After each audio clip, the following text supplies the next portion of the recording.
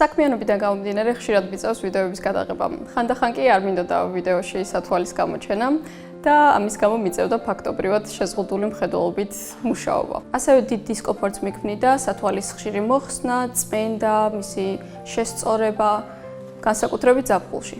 მოგვართა პაციენტმა, რომელსაც ცხოვრების ხარისხი ჰქონდა გაუარესებული სათვალის დარების გამო. მას ჰქონდა პრობლემები ხედვასთან დაკავშირებით, როგორც ახლოს, ასევე შორ მანძილზე. ხოლო სათვალი, რა თქმა უნდა, უქმნიდა დისკომფორტს.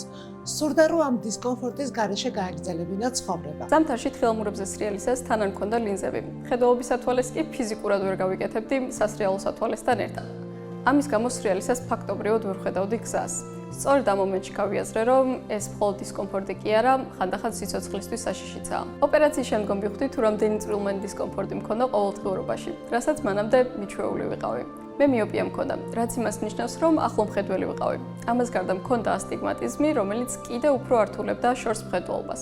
ახლა კი შორსაც და ახლოსაც კარგად ვხედავ. თუ გაქვთ მხედველობის პრობლემა, პირველ რიგში გირჩევდით, რომ გაიაროთ კონსულტაცია ოფთალმოლოგთან, იმისათვის რომ გაიგოთ, ხართ თუ არა ამ ოპერაციის კანდიდატი.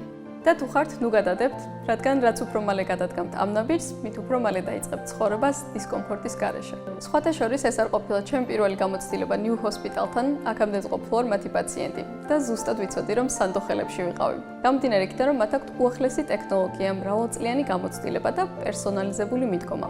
ანუ კონკრეტულად ყველაფერი მორგებულია შენს საჭიროებებზე. რაც შეეხება ქალბატონ თამარ ცირეკიძეს, მას აქვს 16 წლიანი გამოცდილება ამ სფეროში.